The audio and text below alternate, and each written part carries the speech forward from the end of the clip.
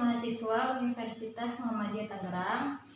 Saya ingin mewawancara salah satu guru dari SDN Kalideres 06 Pagi, Jakarta Barat, yaitu Ibu Rohani Hadiati, dalam mata kuliah Psikologi makalah Sumber Perbedaan Individu di dalam kelas. Oke, silakan.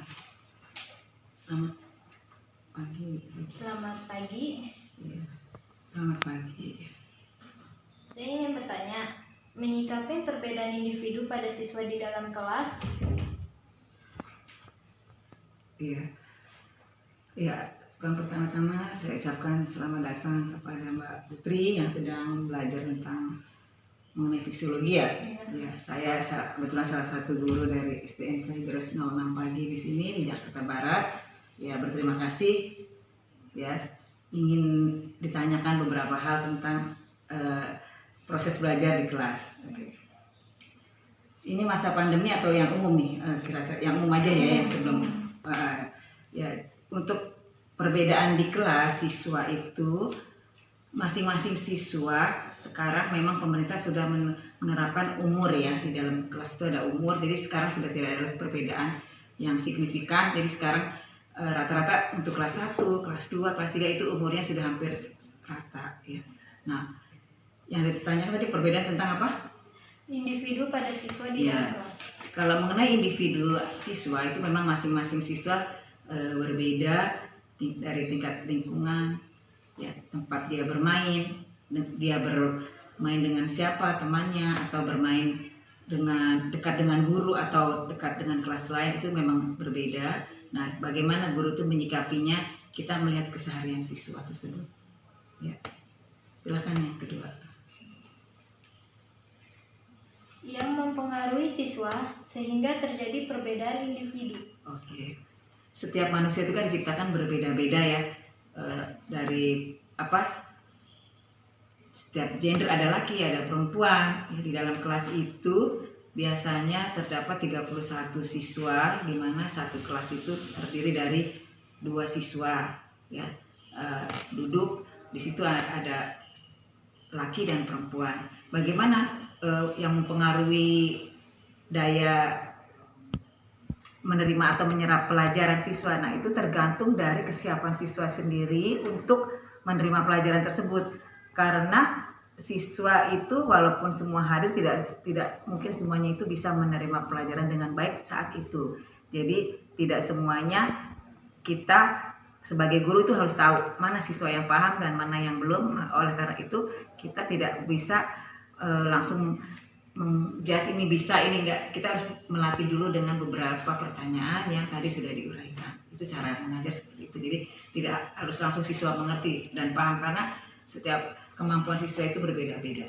Gitu. Jadi di gurunya sendiri, faktor pendidiknya sendiri yang harus mengetahui siswa mana nih yang belum paham, silakan diulang lagi atau diulang lagi materinya supaya sampai paham terus gitu.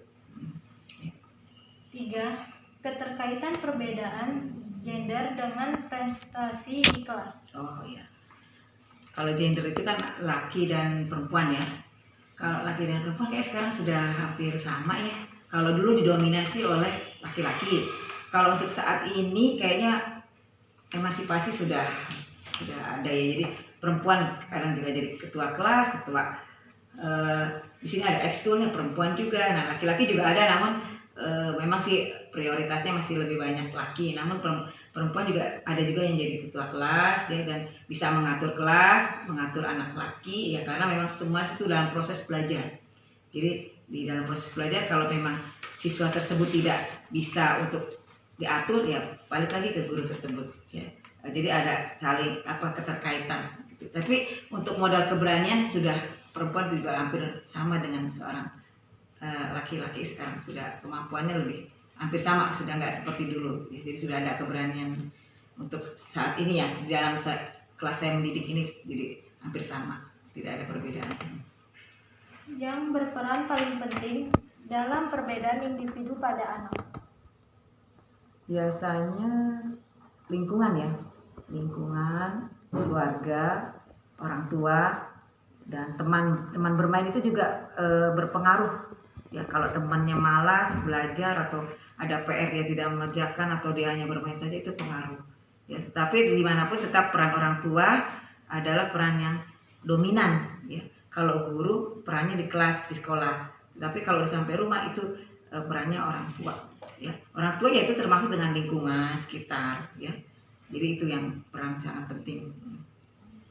Bagaimana guru dapat mengetahui perbedaan individu pelajar?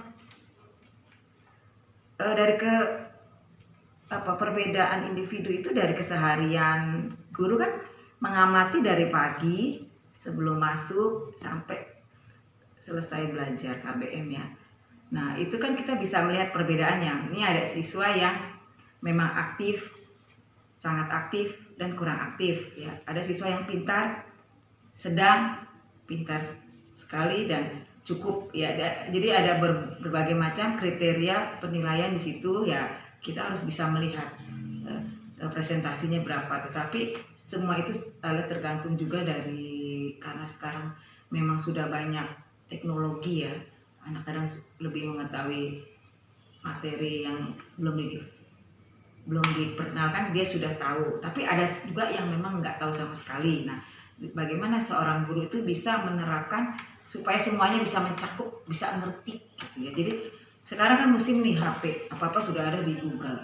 Tetapi perbedaannya beda. Kalau di Google itu kan hanya membaca, dan sementara untuk di kelas itu dijelaskan antara ada keterkaitan dengan guru. Jadi itulah yang lebih jadi nggak bisa disamakan antara gadget dengan memang di sini ada jawabannya, tetapi cara penerimaan siswa dengan gadget dengan manusia itu beda, interaksinya itu berbeda. Itu jadi jangan disalahpahami. Sekarang sudah ada gadget, udah gampang, mungkin nggak bisa juga. Gadget itu hanya teknologi, suatu waktu dia bisa pudar, bisa punah. Ya artinya kalau manusia itu kan akan lahir terus. Ya artinya tidak selalu ini juga sih, memang sangat berpengaruh, tetapi interaksi yang didapat dari ilmu yang bagus itu adalah interaksi kita dalam menerima pelajaran itu, yaitu dari sudut pandang ini, kejiwaan itu juga penting, tidak hanya melalui aplikasi saja. Ya itu saja kira-kira jawaban. Pertanyaan akan dilanjutkan oleh Putri. Ada temannya. Oke. Pertanyaannya dari Febriati. Nah, saya ingin bertanya. Ya, silakan. Pertanyaan yang ke-6 yaitu, guru perlu mempertimbangkan perbedaan individu di antara siswa. Oke. Ya karena kenapa guru di situ ada mempertimbangkan, karena memang setiap siswa di dalam menerima pelajaran itu tidak semuanya langsung ada yang bisa menerima. Jadi tingkat kemampuan siswa itu kan berbeda-beda, apalagi pelajaran berhitung, pelajaran otak kiri dan otak kanan itu semuanya memang menghadap ke guru.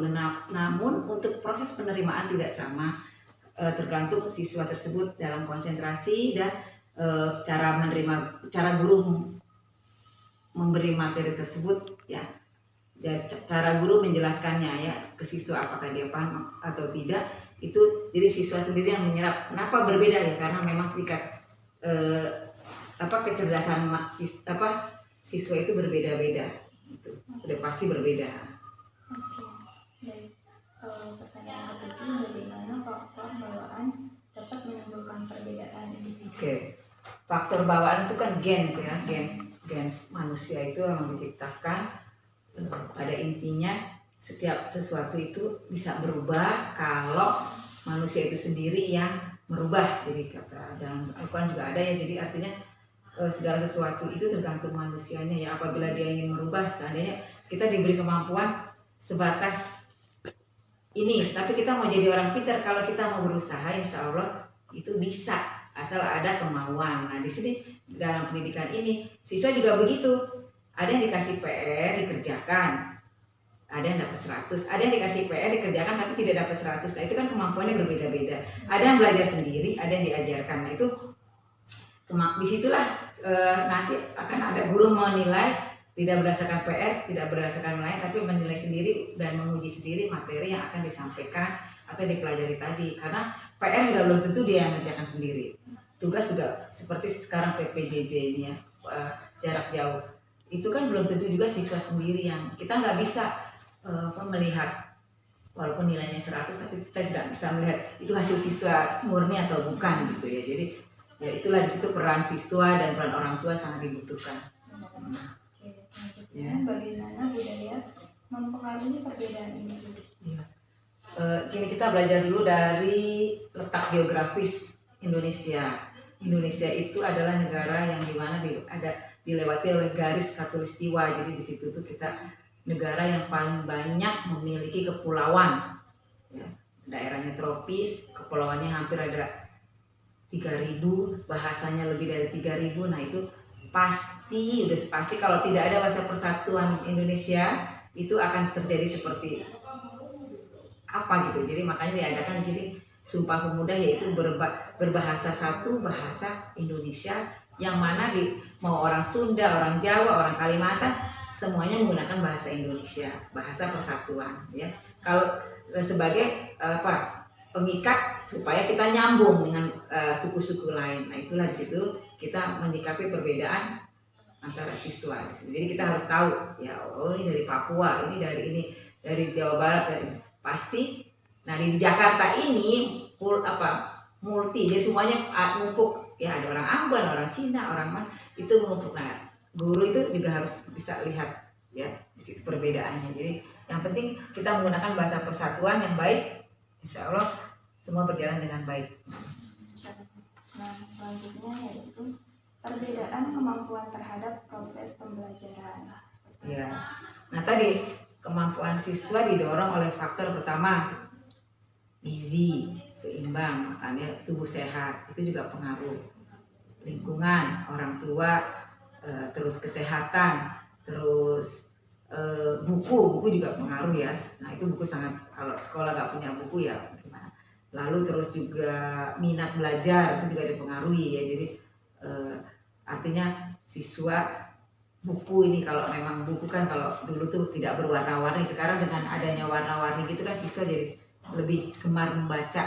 Jadi memang harus ada kreasi di dalam belajar, tidak semuanya bacaan. Kalau ya sekarang sudah ada bacaan seperti ini, ada gambarnya dijelaskan. Artinya siswa itu juga jadi tahu, oh Indonesia itu 34 provinsi apa saja. Jadi warna-warnanya menarik, itu juga menarik siswa untuk membaca. Itu yang salah satunya, itu sumber dayanya dari buku. Oke. Nah pertanyaan terakhir itu apa masalah dalam kepribadian siswa untuk melihat perbedaan individu? Oke. Kepribadian siswa di sekolah itu kita bisa melihat dari keseharian siswa bermain bersama teman, guru. Kan ada siswa yang pendiam, aktif, sedang, dan tidak peduli, kan ada macam-macam. Nah kepribadian itu kita guru bisa menilai dari kesehariannya. Itu biasanya tergantung dari lingkungan juga. Di situ kepribadian siswa itu bisa lihat dari keseharian, di mana guru mengajarkan tentang berbicara yang baik, sopan santun, terus membuang sampah jangan sembarangan. Nah kalau dia menerapkan itu, disiplin itu di sekolah dipakai, berarti kepribadian dia bisa dinilai di rumah juga seperti itu.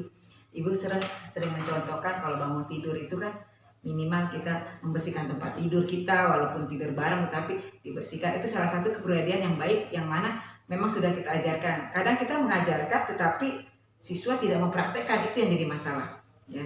Jadi kalau dulu ada lagunya, bangun tidurku terus mandi, tidak lupa menggosok gigi gitu kan. Habis mandi ku tolong ibu membersihkan tempat tidurku. Nah itu kan lagunya sering dinyanyikan tapi penerapannya tidak. Artinya sekarang kita harus lebih ini lagi, prakteknya lebih lebih harus ada buktinya gitu loh ya. Harus ada bukti, jangan sekedar menyanyi tapi harus kita buktikan bahwa kamu tuh memang udah jadi anak sekolah yang mempraktekkan pembelajaran tersebut. Oke, alhamdulillah. Terima kasih Sama-sama kepada Ibu Rohmah telah memberikan jawaban atas pertanyaan-pertanyaannya. Semoga hari ini bisa mendapatkan apapun yang disampaikan Amin. bermanfaat untuk Ya, semoga generasi ke depan bisa lebih berakhlakul karimah ya, karena akhlak itu tetap nomor satu, karena bangsa ini yang bangsa timur tetap memperlakukan budaya akhlak itu dengan baik. Jadi kita beda dengan orang barat ya, kita orang timur masih harus mempunyai adat istiadat yang tidak lupa dari nenek moyang kita. Itu aja pesan ibu, pokoknya dimanapun kamu berada jaga nama Indonesia yang baik untuk kita juga. Baik, alhamdulillah telah selesai wawancaranya kepada Ibu Iya. Ibu Rohani Hadiati. Ibu Rohani. Iya. Kurang lebihnya mohon maaf apabila ada salah kata ya. Assalamualaikum warahmatullahi Iya, wabarakatuh. waalaikumsalam. Terima kasih, sukses juga untuk kalian semua ya. Iya. Assalamualaikum warahmatullahi wabarakatuh.